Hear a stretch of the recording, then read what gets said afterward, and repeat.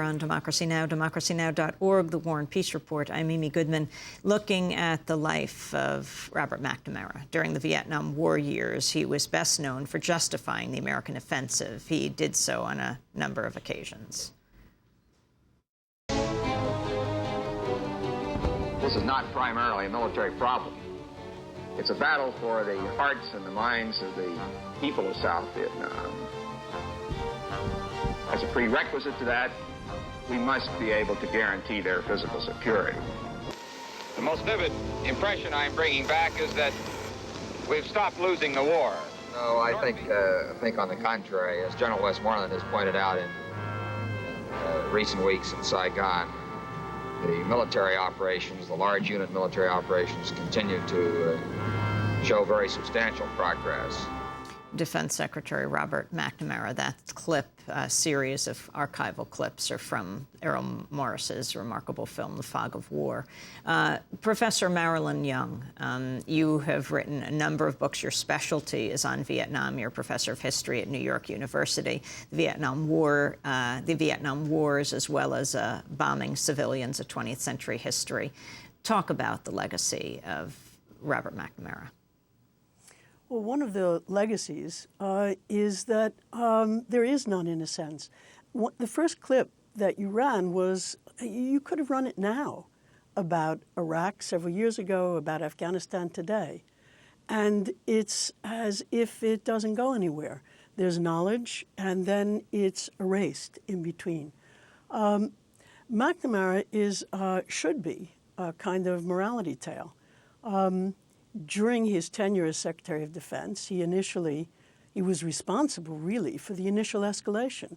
In 1964, he and Bundy gave Johnson what's called the Fork in the Road Memorandum, in which they said, now we've really thought this over, and we have two choices. We could increase military pressure, or we could negotiate. And they strongly urged the increase in military pressure. And Johnson went along with that. Not that he was, I think he was a little unwilling, but that's another subject. Gradually, by later in 65, by 66, and certainly by 67, he was completely disenchanted with the war. And he said it in public at Senate hearings on bombing targets. And he said, this bombing is just not going to work. The next thing he knew, he was out. And he said later that he never knew whether he had quit or Johnson had fired him. And then, as Howie said, he was absolutely silent. You can imagine that that silence was expressed, in one sense, by his opposition to nuclear weapons, which was very sincere, and I'm sure Jonathan can talk about that. He and Bundy both focused on the dangers of nuclear war, as if that attempt to prevent a future war was going to erase the war they had both just conducted. And then in 1995, he comes out with, in retrospect, and everybody quotes, we were wrong, terribly wrong. But if you read the full paragraph, what it says is, we weren't wrong in our values and our intentions. We were wrong about our judgments and capabilities. And the book as a whole is an excuse. It's a struggle. He almost comes to terms, and then he runs away from coming to terms. And he does the same thing, I think, in Fog of War. And he did that same thing for the whole of the rest of his life. An approach to what he had really been responsible for, and then a bouncing off it, too awful to face. And it happens over and over again. He says, for example, he lists all the terrible mistakes that he made, that they made. He never says I, he says they. And he said, we just didn't understand that Vietnam was about nationalism. He doesn't ask why they didn't understand that. There were internal critics, George Ball, Paul Kattenberg. But also he was surrounded, if you read the newspapers, by Lippmann, by Morgenthau, by I.F. Stone, who was vigorously writing about the Vietnam War, by George Cahan, a great historian of Southeast Asia. So if he wanted to know what Vietnam was, what the upsurge, the insurgency in South Vietnam was about, he had lots of sources. He never comes close to explaining why he didn't pay attention to any of that. Instead, he says, oh, my God, we just didn't know they were nationalists. How come? Jonathan Schell, let's go from there, because you were presenting information. You were a journalist in Vietnam. Talk about your experience with McNamara. Well, in 1967, in the summer, I reported on what was called I Corps, which was the northern provinces of South Vietnam.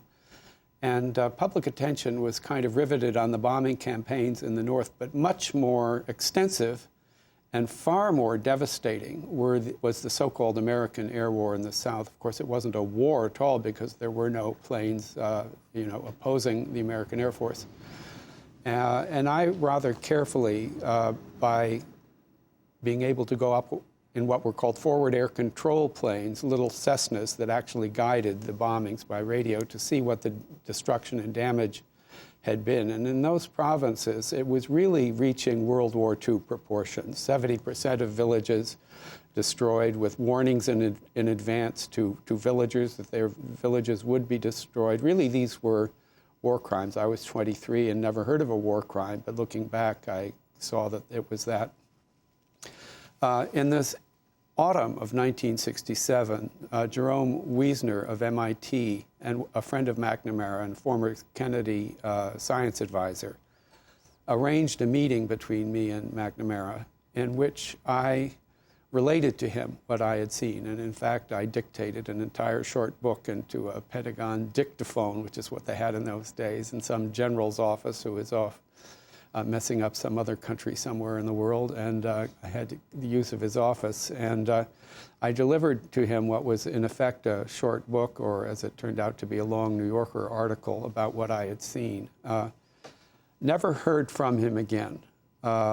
I did meet him later, but we never, he didn't remember the occasion. I asked him about it once, but I learned later that he had sent my article to Ambassador Bunker, the American ambassador to South Vietnam, who gave it to General Westmoreland, the commander of American forces, and that they had sent out a young Foreign Service officer in my footsteps to see if what I said was correct, and I think to try to discredit me. Well, very much to his credit, I think, and to my great relief, he turned out that he found that what I said was correct, and if that effort had been underway, it never came to any kind of fruition. Did you meet him at the Pentagon? I did meet him there, yes. And at that time, it wasn't clear to me. He didn't have very much to say. I remember having an impression of this sort of hyper-energetic, sort of bristling character who wanted to pump me of facts. Fortunately, and he took me immediately over to a map of Vietnam that he had. And this was kind of a test for me, I think, to see whether I was just vaporing or really had facts. Well, I did have my ducks in a row because I'd been up there in a plane, those planes with maps in my lap and shading areas and making estimates and checking them out with the pilots and so forth. So I was really able to describe with the kind of facts and figures that he liked, the extent of the pulverization of society. And what was his response? Not much. No response, really. The only response that I learned of was that he sent that thing to the ambassador in South Vietnam and then to Westmoreland. To discredit you? I don't know. I can't say that that was the purpose because they didn't actually discredit me, and this young Foreign Service officer actually confirmed what I said. Can I add something to what Marilyn said? I agree with everything that she had to say about the incompleteness and inadequacy of McNamara's apology, but I do feel a need to add that if I look at the annals of history, you know, the piles of corpses of the crimes of statesmen, you know, pile up to the skies. And if I look at that record, it's very hard to find anybody. I can't think of even one on the level of a McNamara who even made a struggle. She used the word struggle, which I think is the right one. I think there was a sort of moral and intellectual struggle that he went through starting, well, I don't know when it started, but that did include this terribly wrong comment. And I think that that was a thing that was quite rare and of great value and that is deserving of some credit, if only for its rarity. Yeah. Marilyn Young. And